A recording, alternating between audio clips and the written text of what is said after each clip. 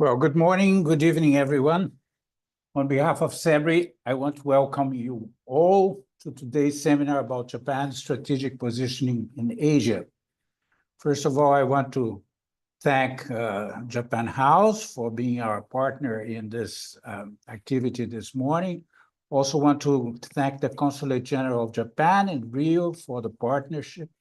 And of course, thank Professor Ken Jimbo from Keio University, and thank Professor Marianna Albuquerque, who's going to be our moderator today.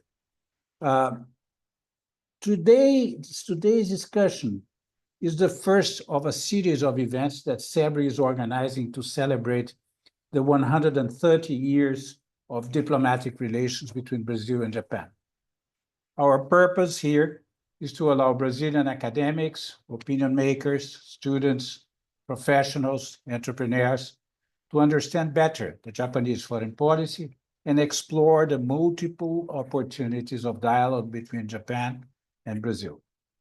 The next two events will be on February 11, when we will discuss economic cooperation between Brazil and Japan, looking towards the future, and on March 12, when the topic will be Brazil's contribution to the sustainability agenda, Japan's contribution to the sustainability agenda, and its impact on relations with Brazil, and COP30, which is going to be hosted by Brazil in the second semester in the capital of Pará, Belém. Thank you again for coming. Enjoy the debate today. And I pass on the floor to Carlos Rosa from Japan House. Well, good morning, everybody. Good evening. Thank you very much, Ambassador Marcos Caramuru. It's a pleasure to have you here today. I'd like also to thank Professor Ken Jimbo from Keio University, all the friends from CEBRI, the General Consulate of Japan in Rio de Janeiro, and all the audience. My name is Carlos Rosa, and I am the president of Japan House São Paulo. And just to give you a brief idea, Japan House is, I would say, a project, an initiative of that has as basic objective to present the modern Japan in Latin America.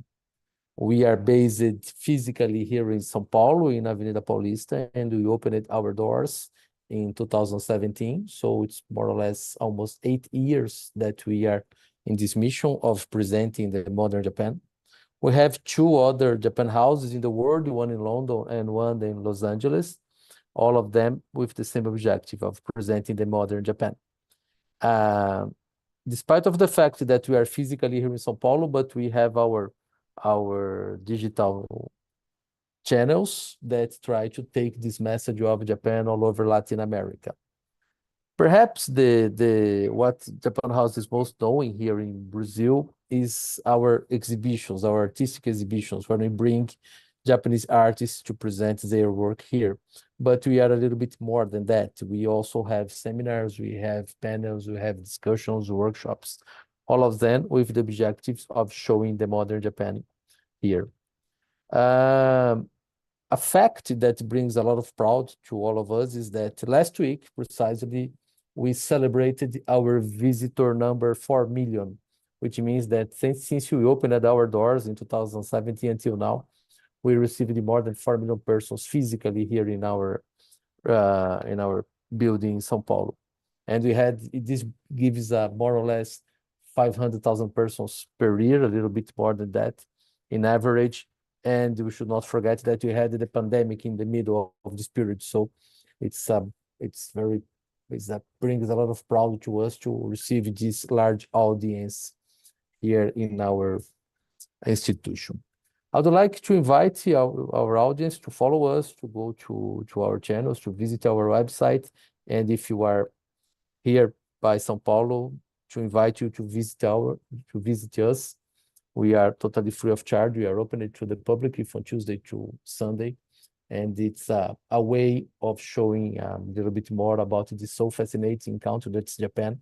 That at the same time is so far geographically speaking, Japan is the other side of the world, but at the same time, so close to the Brazilians. As Professor mentioned, we are celebrating 130 years of friendship, of the treaty of friendship from Brazil and Japan. And this is bring us and show us how connected we are. So I wish you all a very good event, and let's wait for Professor Jimble's words that I'm anxious to know about Japan's strategic position in Asia. Thank you very much, our audience, and thank you again for being here. See you. Bye-bye. Thank you, Mr. Rosa, and thank you, Ambassador, for the introduction. And I would like to welcome you all to what promises to be a very fruitful discussion. Japan plays a crucial role in the geopolitical landscape of the region, especially considering the growing scenario of fragmentation and complex security dynamics. Through its foreign policy and its growing diplomatic presence in multilateral forums, Japan is a relevant stakeholder in stabilizing not only the region, but I would say also the international order. As the ambassador mentioned, this dialogue is part of a bigger project in which we celebrate the 130 years of diplomatic relations and friendship between Japan and Brazil. This is the first of 3 events, and today we will debate Japan's security challenges and broader geopolitical issues in Asia. By the end of the discussion, I hope we can promote a deeper understanding of Japan's role and the prospect for strengthening cooperation with Brazil as well. Unfortunately, Professor Pedro Brites from Fundação Getúlio Vargas, who was scheduled to be here with us today, he had a medical emergency and was not able to join us. On behalf of CEBRI, I would like to wish him all the best and a quick recovery. But today, to kick off the debate, I would like to thank and welcome Professor Ken Jimbo, who is a professor at the Faculty of Policy Management at Keio University. Professor Jimbo, beyond academia, you also served as a special advisor to the Japan Minister of Defense and also a senior advisor at the National Security Secretariat. So because of your experience, you can both combine academia and political practice. On that, I would like to invite you to share your thoughts, and the floor is yours. Thank you. Well, thank you, Dr. Marianna, for kindly introducing me, and very good morning and good evening from Tokyo.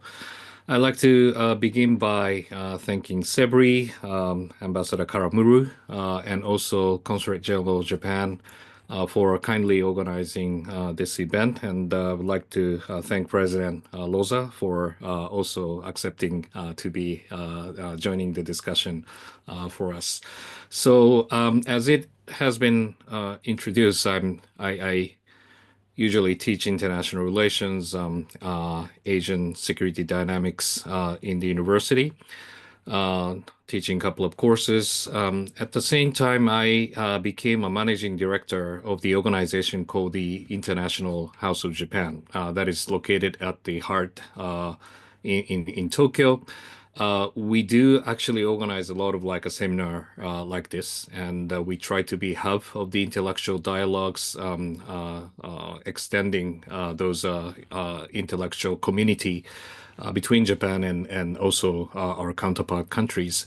So whoever have a chance to come to Tokyo, please visit us at the International House of Japan. We do have a very nice conference functions, so as the Japanese gardens and restaurants and so on. Might be a great place to stop by, and myself and our research fellows will be happy to welcome you. So today's topic is about exploring Japan's strategic positioning in Asia. As President Rosa has just mentioned, that Japan is located exactly the opposite side geographically of Brazil. But it has its own kind of dynamics. And we have recently focusing upon the concept of the Indo-Pacific, which is, I think, a larger geographical concept that you have been aware of, which is the long-standing Asia-Pacific concept, which is the baseline of nurturing the regional cooperation among those Asia-Pacific states.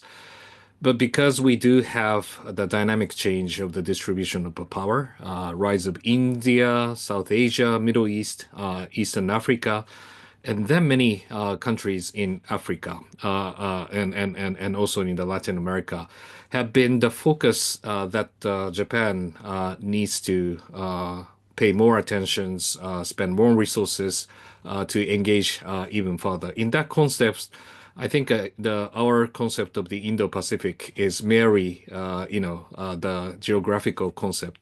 It is the concept, I think, to capitalize the recent trend of the multilateralization or multipolarization of the world. And in that context, that I think there are lots that we can really share the discussion point even further. So I have prepared a 10-page of the slides, and I will spend the next 25-30 minutes to offer my basic point of view, and I look forward to inviting the more discussion from the floor and also from the audiences. So let me share the slide with you.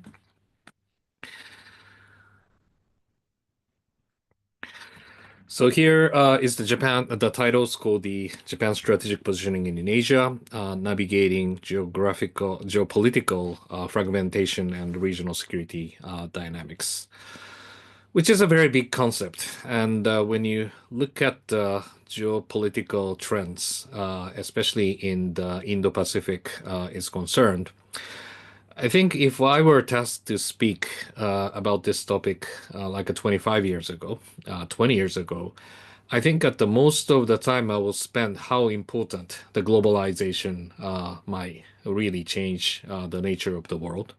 And the globalization and economic interdependence has been the main trend that we are trying to see. Whoever had a chance to read the Thomas Friedman's book entitled The World is Flat, which de-emphasized the role played by the geopolitics, border of the world, but wherever you are, if you have enough talent to be connected to the internet, we will have the equal opportunity to compete in the industrial economic field, so that the level of the playing field for the economic competition has become much more flat.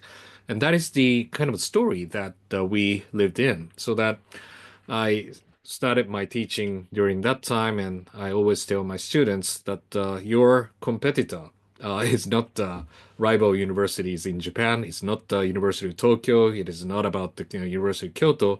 It is the same generation that aspiring to be different all over the world. That could be Brazil, India, Middle East, and so many others. So this is something that we need to be prepared under the globalization concept. So if you become the business entrepreneurs dealing with the global markets, you really have to have an optimization of the supply chain and value chains, regardless of who you are and the way you are. The main concept that you need is to connect those kind of resources, talents, opportunities all together to make the valuable products and services. And that was, I think, at the premise that we have maintained for long years. And people ask about, what about those emerging nations like China, emerging nations like other emerging economies? And many people believe that eventually they will become like us, which means that the G7 initiated rule-based international order, liberal premises, they will eventually be converged with each other, so that wait until they become ready for equal competitive partners. So that engagement of China, let's include those China into the international organization.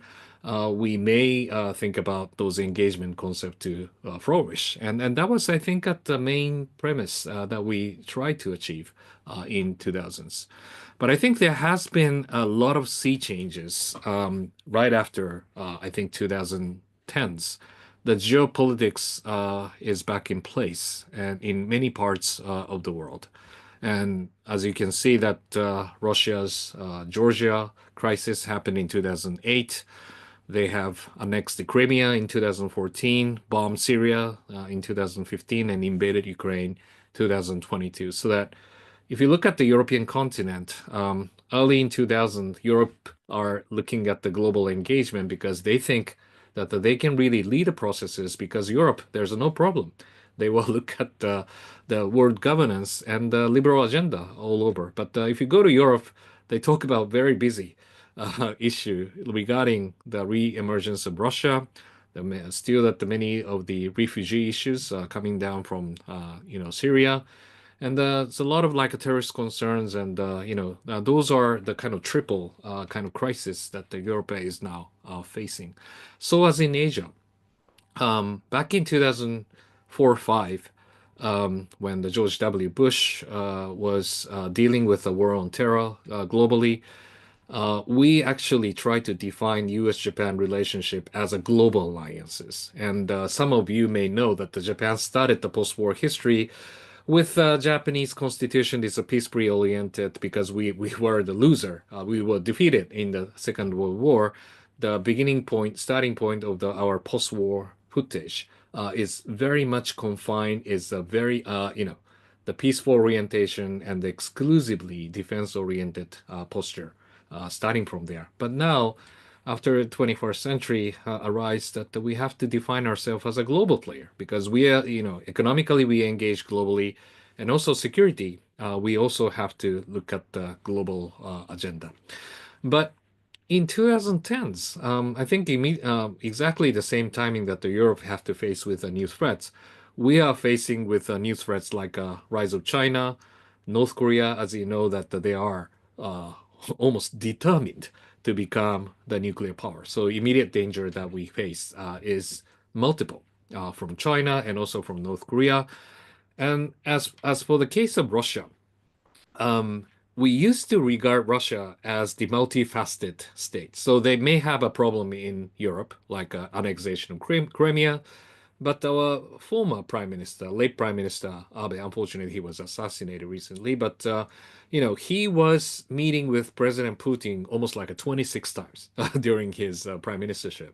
Why? Because he thinks that he tried to solve the territorial issue between Japan and Russia, which is called Northern Territory, to conclude the peace treaty with Russia in order to stabilize the relationship between Japan and Russia.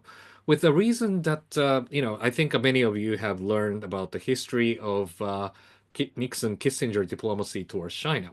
Why they have open door to China? Because strategically speaking, that the first layer that the United States has to deal with is definitely the USSR, Cold War context of the relationship. And once they find that the Russia, USSR, and China was in trouble, Nixon, Kissinger tried to find that opportunity to shake hands in order to dealing with the strategic components to struggle with strategic competition with Russia. And I think Japan was trying to achieve the similar manner by reverse Nixon-Kissinger style, that our number one target is how to have a strategic competition with China. And we don't really have a luxury to have a simultaneous two fronts by confronting China and Russia at the same time. So that why don't we try to make a very, I think, a complex calculus of the strategic relationship between Russia and China by having a deeper economic relationship with Russia. That was our calculation, before the war began in Ukraine. So that kind of assumption was already gone, because that we were totally against Russia on the Russian invasion of Ukraine, and so that Russia now had no hesitation in confronting towards Japan, which creates a very difficult situation that the Japan has to confront three basic risks. That is rise of China, nuclear North Korea, and reassertive Russia in the Far East. So we are in the extremely difficult situation in surrounding areas of Japan. So this is the return of geopolitics. And you cannot really kind of assume that the economic interdependence as a guarantee of the peace, because, even that, Ukraine has been deeply interdependent with Russia and others, that the war began. And how could you really assume that the war would never begin in the Far East, in the East Asia as well? So we really have to relook at the assumption of the stability, and then that created the unstable balance of power because the power has been now diversified. The United States is no longer the power almighty, and the Trump administration, first Trump administration, was one of the, I think the figure that demonstrated that more bluntly that the United States would not be interested in engaging every parts of the world. And if you want the security guarantee from the Washington, D.C., you have to pay the fair share. And that was the, I think, basic message that we have received. And I think those voices will even increase in the second Trump administration. So it is like a subscription. You have to, watch the Netflix is the price. And, Trump thinks that they are the Netflix. And then they will provide the contents and we have to pay, right? And then those kind of, it is not about the value. It is not about, allies. United States engage through the allies in partnership, like what the previous Biden administration tried to deal with it. It's a soccer game with a formation, but I don't think Trump will have a soccer game in formation. It is more like a transactional one-by-one approach according to his own prioritization agenda. And I think that starts from peace negotiation with Ukraine and dealing with the Middle East, and then come back to China, East Asia questions. So that I think that those are something that we really need to face in 2010s. And what's going to come in 2030s is, I think, your era. And it's very symbolical that the Brazil hosted the G20 last November and will host the BRICS summit this year. And this is phenomenal, I think, event for Brazil and also towards the world, because now that the 30 plus countries are signing up their wish to become the BRICS member. And one of the symbolical events that happened recently that in Asia was that China as original member, but now Indonesia has been accepted to become the BRICS member. And then Malaysia, Laos, Thailand, of course, Myanmar, are now wishing to become the member of the BRICS. So something significant has been happening. And I think this has been outlined by the changing distribution of the power. And the world is no longer dominated by the United States G7, but E7 emerging states have been expanding its portfolio. And that they will definitely change the composition of the power in the world, and how the measure standards and the decisions will be consulted and will be made will be is tremendously different in what's going to happen in late 20s and early 30s. And to tell the truth, and I've been actually blunt in saying, and I will be ready to receive the criticism, especially from the United States, is that it is my conviction that the United States is not ready for this multipolarized world. If you go to Washington, D.C., whenever I talk about the BRICS, they say, oh, BRICS, they cannot agree on anything. But the more BRICS members, they cannot really agree on anything. And the United States is not really paying attention to what's been going on in the world. Why? Because they have been too accustomed to their leadership role and too accustomed to the world has been composed of their, engagement in the international public goods, that is trade, finance, security, and all things. And they have been less sensitive on what configuration has been changing in the many parts of the world. And I think that is the basic notion that why that the world system has been very slow in adapting to this multi-polarization. And this is something that I always argue whenever I go to Washington, D.C. I'm going to Washington, D.C. in February, and this is a basic point that I would like to argue. And then let me come back to the Japan and why the Indo-Pacific is the relevant concept for us.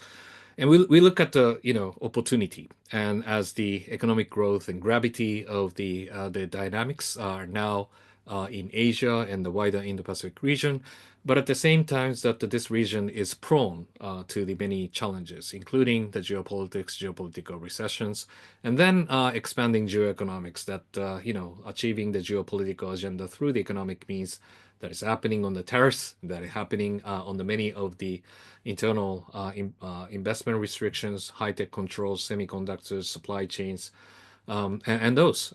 And those are the main tools of the international relations as of today. And Japan is aiming to achieve those, gaining those kind of gravity by, I think, pursuing the two types of the strategy. And one is a competitive strategy. And on the security front, it is about the status quo management, balancing coalitions, and strengthening alliance and expanding cooperation with like-minded states. And then the adoption of the economic security. And this is the competitive strategy part. But I think we should not, we should not really underestimate that we are also having the deep strength of the cooperation strategy. And on the security, crisis management with China and, opening door to China for the communication that we are doing under the new administration, confidence building measures, and then that there's economics, trade, investment, and tech cooperation without those kind of G7 US economic security strength attached. So that there's two kind of phases of the economic activities that we are dealing with. And then that is very important tool for engaging those new economies. And then you can find those competitive strategy in our National Security Strategy, National Defense Strategy document in December 2022. And whoever wish to outreach to our strategy, this is the kind of basic document to understand where we are, what kind of aspect that we are trying to be prepared in this very dangerous world. And we actually decided to double the defense budget by 2027, which is one of the great leap forward in our the post-war history, like what the Germany did in February 2022. But at the same time, a couple of months later, the Prime Minister Kishida went to India to offer his own speech on the new plan for FOIP, that stands for a Free and Open Indo-Pacific Policy. And he didn't mention much about the rise of China as a threat. And he mentioned about those emerging Indo-Pacific economic space as an opportunity. And Japan is here to stay to offer and connect those opportunities together. And then we are not emphasizing on those ideological perspective like human rights or the democracy. If you want to bring in those kind of standards, you will lose lots of opportunity because the world is too diverse. But we'll bring in those kind of opportunity for sale. I mean that for the multiple accesses in, you can really cherry pick about what the Japan's role might be in those economic and the infrastructure connectivities. And then we are looking at more deeper engagement to induce them to work together towards the desirable security and economic environment in the 21st centuries. So these are my basic points, and I'll go through very quickly about this. And this is the Indo-Pacific military expenditure projections and how fast that the things are changing. If you look at 2005, United States, enormous power, but China is still very moderate, and their defense spending was almost the same. Back in 2005, it was only 20 years ago. But now we are looking at China, which is spending like nearly 9 times bigger defense budget than us.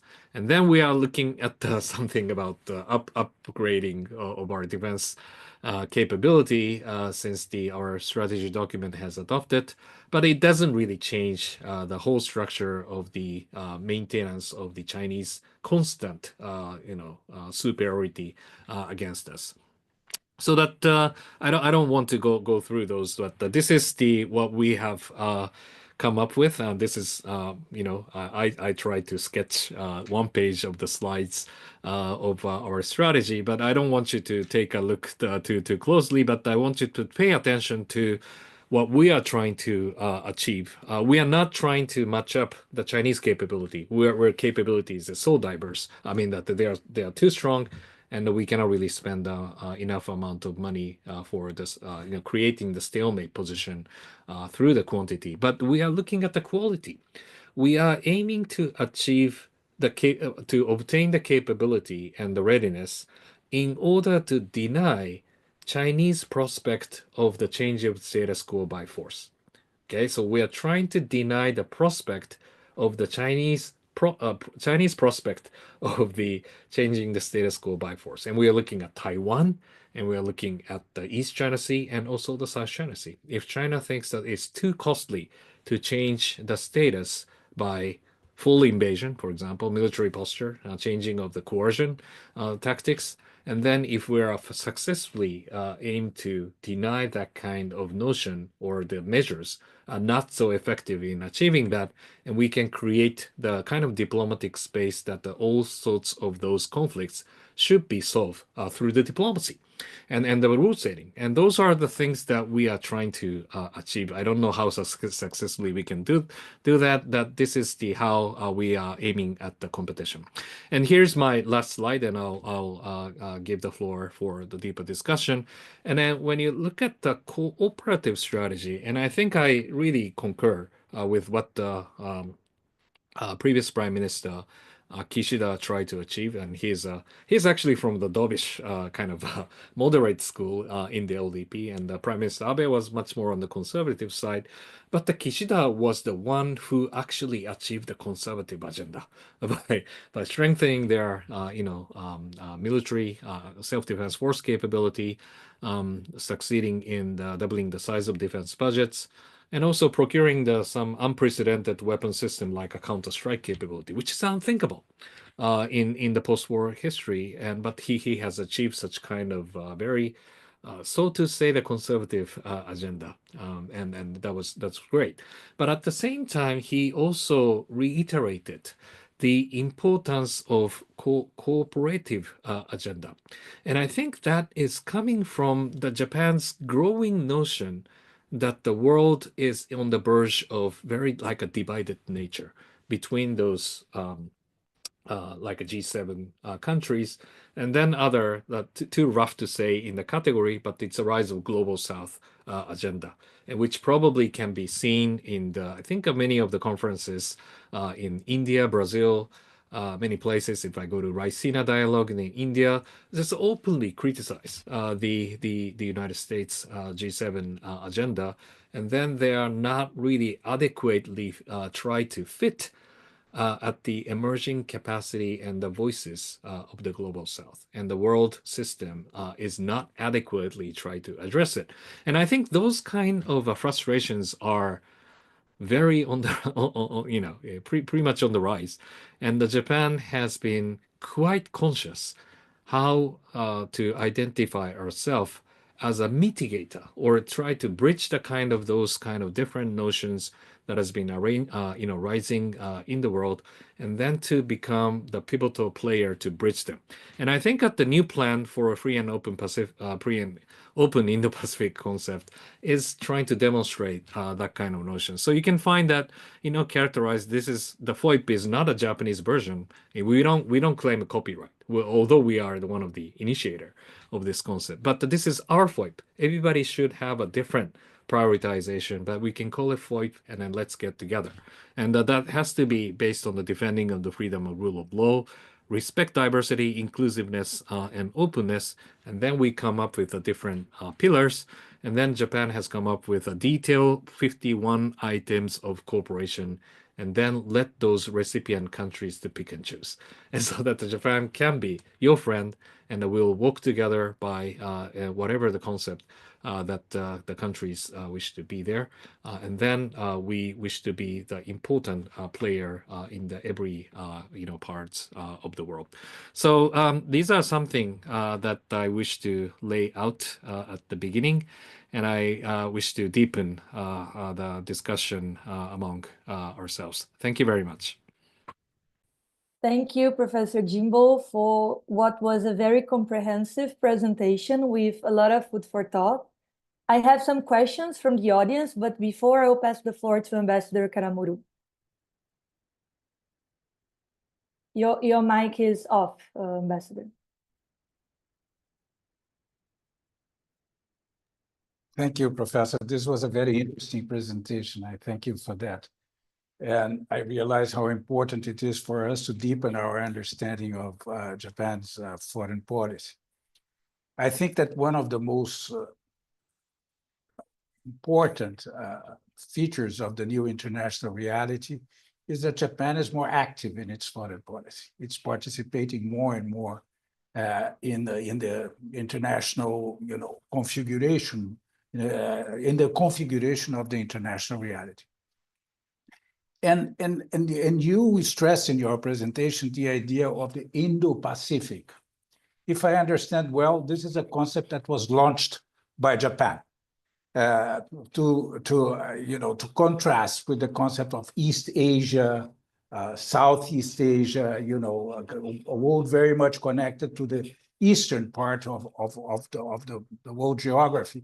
And you're bringing India. So I understand that your dialogue with India is an essential element of the Japanese foreign policy. The second point that I must say that struck me in your presentation is the fact that you mentioned China twice or three times as a threat.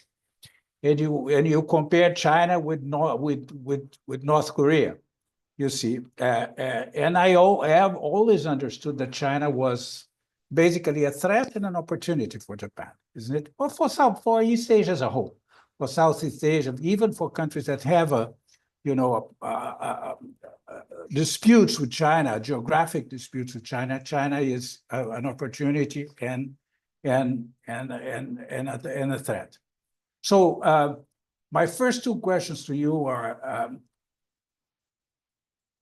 what is the priority of India in Japanese foreign policy, and to what extent you feel that Japan is getting closer and closer to India?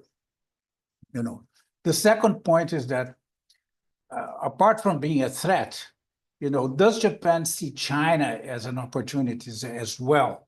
And is this part of the foreign policy or only part of the business projections of Japan and the world, that connection with China will have to be strong? And then I come up with the question of Quad. What's the future of Quad? Quad is a quadrilateral agreement, as everybody knows, involving China, Japan, India. Oh, no, not China. Japan, India, the United States, and Australia, to in a way to be a force in opposition to the expansion of China, or to the military expansion of China. So what's the future of Quad with the Trump administration, in your view? Will it have a future? It's going to lose force? What's going to happen? Finally, I must say that I was very positively impressed by your reference to the developing world, to the so-called Global South, isn't it? And your comment that we don't have a consolidated multilateral reality today because the United States is unable to accept that they are losing the leadership that they have always had. So these are my comments about your presentation. But basically, my questions are about India, Japan and India, and what's the importance of India and what kind of connection Japan is projecting to have with India, and about the opportunities in China. Is China just a threat or, an opportunity to Japan? Thank you. Dr. Marianna, can I respond now? Please go ahead. Okay. Well, thank you, Ambassador Karamuru, for your very insightful comments, which I also prompted to think even further about what I'm trying to say. Ambassador is correct in saying that the Indo-Pacific concept was invented by Japan, although scholarly debate has been there, who has been on the first mover in consolidating this agenda. But definitely that Japan was one of the first group in promoting this idea. And from the foreign ministry's point of view, it has first officialized in the Abe speech in Kenya, Nairobi, in 2016, when he launched the concept of the free and open Indo-Pacifics. But way back in when Prime Minister was the first Prime Minister in 2006, he visited India to offer the parliamentary speech in India, which was very well received. And during that time that he utilized the concept of the confluence of the two seas and two continents. And those are something that is on the rise. And this is a concept, it is often referred in the subsequent development of the Indo-Pacific. And that has become spread as a global concept when the first Trump administration has adopted the same concept in his national security strategy in 2017.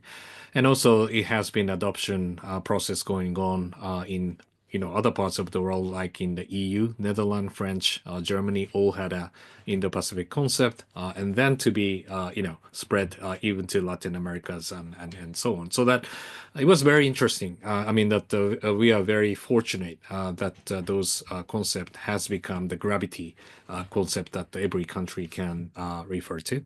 And then that we started that this should be the everybody's concept. We are not emphasizing on the copyright issue on this, and that's, I think, is for everybody.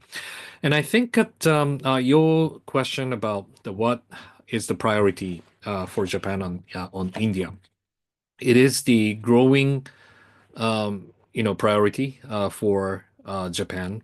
India is fast-growing country and soon to become the number 4, number 3 economy in the world, according to the forecast by many of the consultancy company.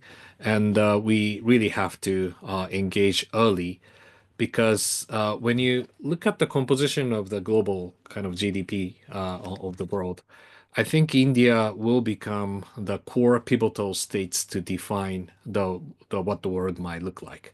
And if India try to goes to Russia, China on those, I think that the world kind of composition of the weight will certainly become to their side. But India tried to diversify themselves to equally engage to the rule-based liberal world, which I think India is now aspiring to, hedge against both. Those are, I think, definitely the important factor that we really need to pursue. So I think that Japan's agenda, first on the macro level, is to induce India that Japan and also those kind of free rule-based world is beneficial, strategically beneficial for India. We cannot really tell India what to do, but I think induce India for their strategic interest to engage us is a very important way to how to shape India for the future. Our economic interest in India is not as growing at the speed of our wish. We are, I think, at the number 7, number 8 trading partners, which I think it's too underrated, and we wish to expand that kind of economic engagement in India, inviting those Indian scholars, experts, and tech leaders to Japan. But it's not really growing so fast, because I think that some of you are aware that the Japanese industrial kind of expansion mechanism that we had after the Plaza Accord in 1985 is the kind of, I think, exporting our production base, especially in Southeast Asia.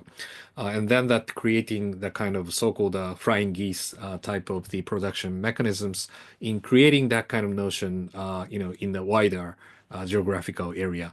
And I don't think that you do have a destination of India expanding that kind of model, because India is so unique. Manufacturingly, they are not as strong as they wish, but they are very good at high tech. They're very good at the kind of solution mechanisms, software, and also in many of those kind of high tech industries. So I think it's matter of the Japanese industrial nature that we are not really converging enough with the Indian economy. So these are the structural problem that we have. In the United States are even doing better in dealing with India. Although I mentioned about the United States is not ready for the multipolarizing world, but they, business-wise, they are doing well on India. On the question two on China, and I fully agree, Ambassador, that the China is not only strategic competitor to Japan, but also as a huge opportunities for Japanese economy and industry. Currently, that 12,000 Japanese companies are operating in the Chinese mainland, and many of them are making profits. And if you look at the JETRO METI data about the investment profit return rate in the world market, I think that China solely counts for like a 17% of the average profit returns for the every Japanese industry, and which is extremely high, comparing with others. So that we're still making a profits in Chinese market. So whenever the METI ask the Japanese companies to get out of China because you're dangerous, you have to diversify, you have to have a China Plus concept. But I think that the business response has been a bit slow in responding to the government's request, because they do have a business interest there.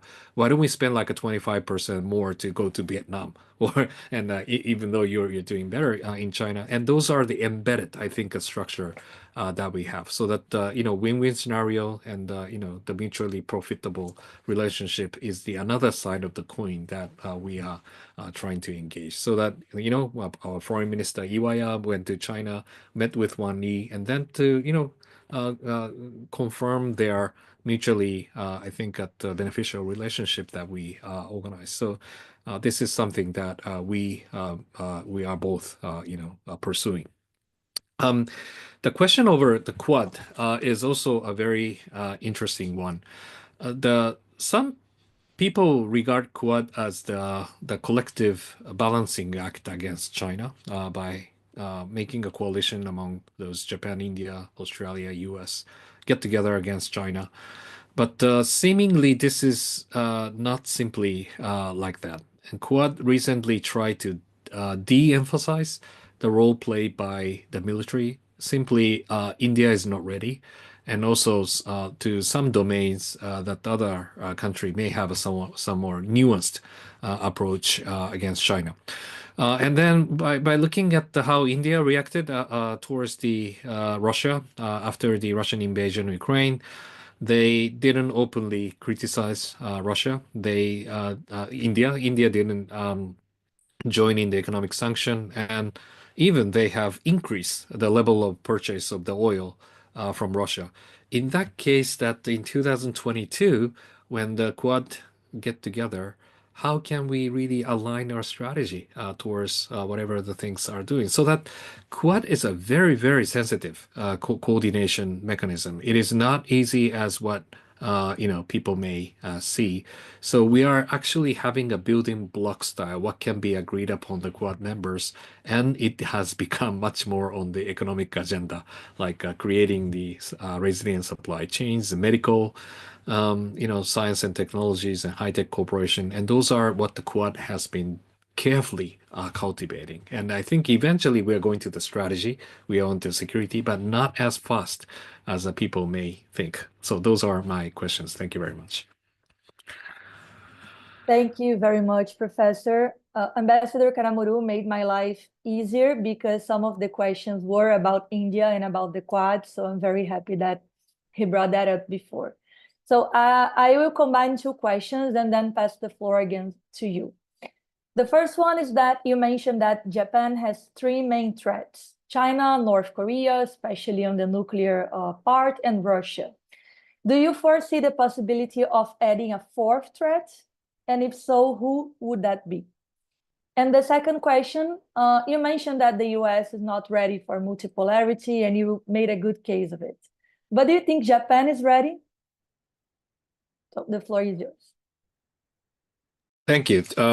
Both are, I think, great questions and somewhat philosophical to challenge, the lots of notions. And I think that I'm still contemplating on what will be the next prioritization of our security, because I work closely with the Ministry of Defense, as you introduced, and three are visible. I mean, China, North Korea, Russia. Physically, we really have to deal with it.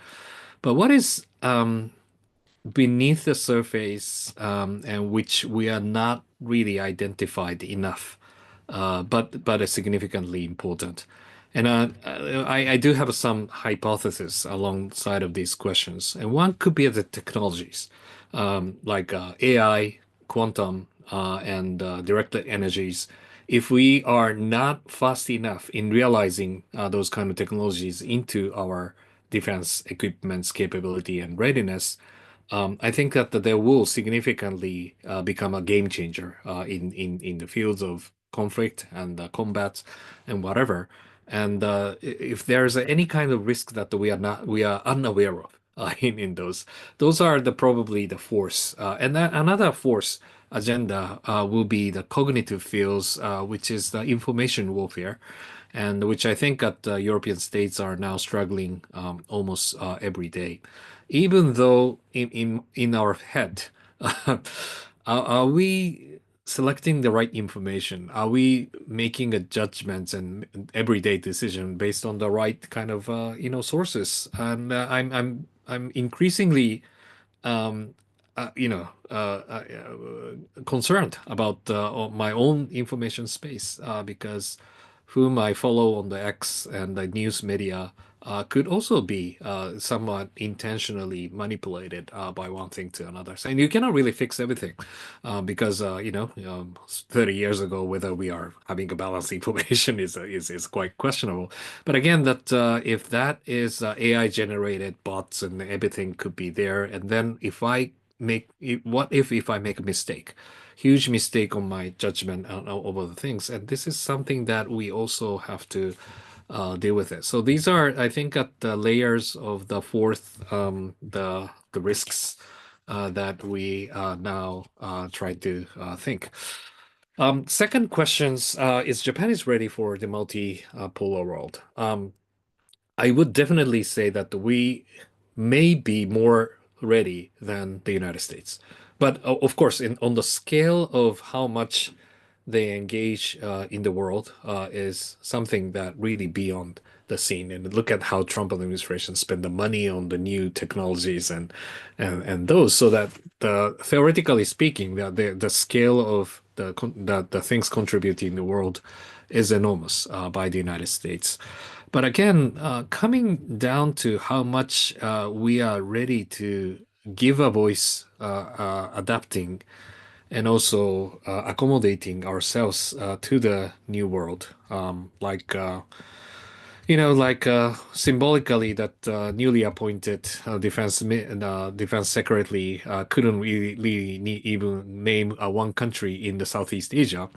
And also, when you look at South Asia, Middle East, and Africa, especially in the development fields and rulemaking, administrative relations, and so on, I think that something that Japan is constantly engaged through the JICA embassies, trading companies, people-to-people relationship is I think it's a quite significant in a way.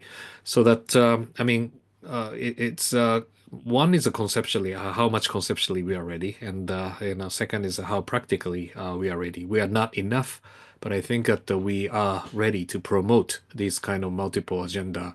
Should be the kind of platform for thinking about the future. Thank you, Professor. And I have again 2 questions that I will combine. And we are running out of time, so that will be our last set of questions. And then I'll pass the floor again to Ambassador Karamuru and to Mr. Rosa for their final remarks. So first question. Last year, Japan Prime Minister visited South America. So can we zoom out from the region and also hear from you, what do you see South America and Japan can accomplish together? And the other question is, despite dealing with very powerful countries such as Russia and China, Japan stands out in terms of reputation, credibility, and international image. So could you share your view on the Japanese strategy for public diplomacy and soft power as well? Can I add one question Sure. since this is the last set of questions? I would like to hear you a little bit about Southeast Asia, Japan and Southeast Asia. I've seen that Japan improved a lot its connections in Southeast Asia and its relations with Southeast Asian countries. How does Japan see this Southeast Asian reality and connections with Southeast Asia? How important it is in the strategy to deal with China and the US and others? Great. Those are all great questions. On the first question on the wider South America, Latin America, and what could be the opportunity for Japan. And I think this question goes to both sides. And what will be the South America's opportunity in Asia? And that has to be mutually pursued together. For South America, Asia is a dynamic region, and which is a vibrant economy. And we are ready to accept many investments. Economic connectivities are potentially really high. And so as the economic potential of South America as well. So we are mutually looking at growth opportunities together. And more strategically speaking, from the Japanese perspective, what we wish to have is the wider, I think, the so-called friendshoring concept. I mean that like-minded states, trusted markets are the very important concept in the era of the economic security. And I think, South America, Latin American economy is definitely in line with those concepts. And whenever we think about the diversification from relying too much on the Chinese economy, for example, critical minerals, rare earth, many of those materials, China is a major provider for so many supply chain bottlenecks. And if we try to deal with it, definitely we have to look for the new place, new opportunities, and we look at Australia for some of the critical minerals. But also there's so many, I think, at platforms of the opportunities in South America, including Brazil as well. So if we can really define ourselves as a partner for the economic security, and this is really creates the new agenda in our bilateral relationship and also beyond. So this is something that I like to mention for the first question. Second question on the soft power. And this is my favorite subject, but I think that soft power can be exploited. I mean, you can find from every places, and Asia is full of soft power. You may like Korean music, and also like Chinese, drama and something in Southeast Asia and the Indian Bollywoods and the vice versa. I mean that there are so many, I think, the different layers of Asian cultures that may have appeal to Brazil's and the wider Latin America. And I also like to have those kind of Latin American cultures to be inputted to Asia as well, so that soft power can be mutually embraced with each other. And the Japan wish to be a dynamic part of those things by the pops, anime, and many of those those favorites. And finally, on Southeast Asia, I actually in January I traveled to Singapore twice already. So I spoke at the IC's Singapore for the Regional Outlook Forum, and I was part of the Shangri-La Dialogue. So I was in the preparatory process for the Shangri-La Sherpa meetings. And I encounter so many Southeast Asian voices. They are looking at a couple of things. One is that they are now becoming global player. So ASEAN still has a lot of problem, like Myanmar. It's really kind of slowed down the process of the integration. But Indonesia becoming a G20 member, so as the BRICS, and also Singapore has been the pivotal player for international finance and shipping logistics. And so as Malaysia is trying to become the hub for the semiconductor production in Southeast Asia. So the thing is rapidly changing. And that actually created the notion that Japan needs to engage Southeast Asia strategically. They are no longer waiting for the autopilot from extending the past kind of engagement, which is a take for granted.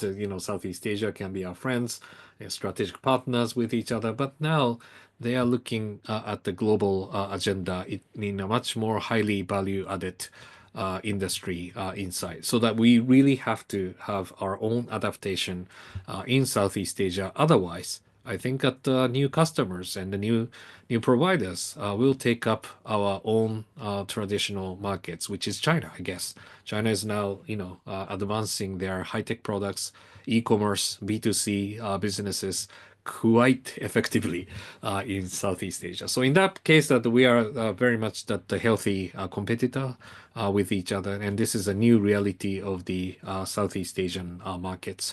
And the second, I think, that the new arena that we are seeing in Southeast Asia is the emerging voice of the strategic autonomy, so to say.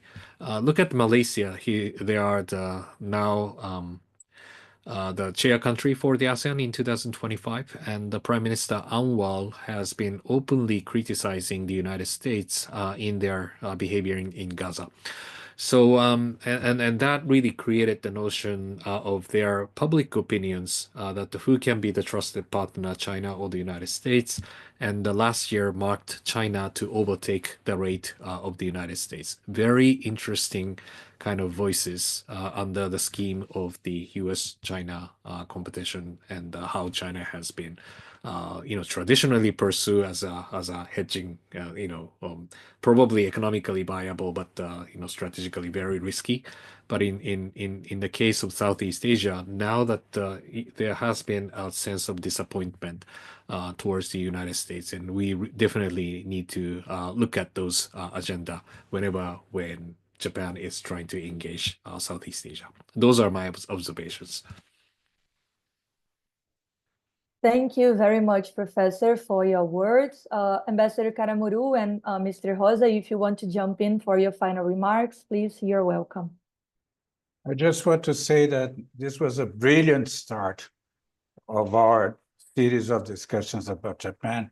Thank you very much, Professor Jimbo, for your points, for your candid views about Japan and the world, for your very interesting observations about Japan's foreign policy and the world reality. This was a magnificent, a very good debate, really a very good debate.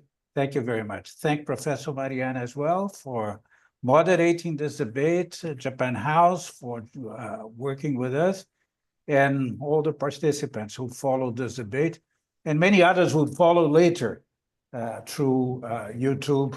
We are certain of that. Thank you. Mr. Rosa, please. Yes, no, I'd just like to thank you very much, Professor Jimbo, for the brilliant presentation. I think that it's good to hear all his point of views. We know that it's quite a strange word nowadays, right, Mr. Jimbo? It's not. When I was a child, it was clearly we could see clearly the word in black and white, and now there are a lot of shadows of gray in the word. So that's in situations like this, it's good to have your presentation and your point of view of how can we be prepared for the future. I'd like to thank you very much, Professor Jimbo, for being here with us, Ambassador Kanamuru, Marianna, and all the team of CEBRI for the opportunity. It's so good to be with you. And for sure, also thank our audience that could appreciate Jimbo's presentation now, and also those who will appreciate the presentation later. Thank you very much for your time, and thank you very much for your attention.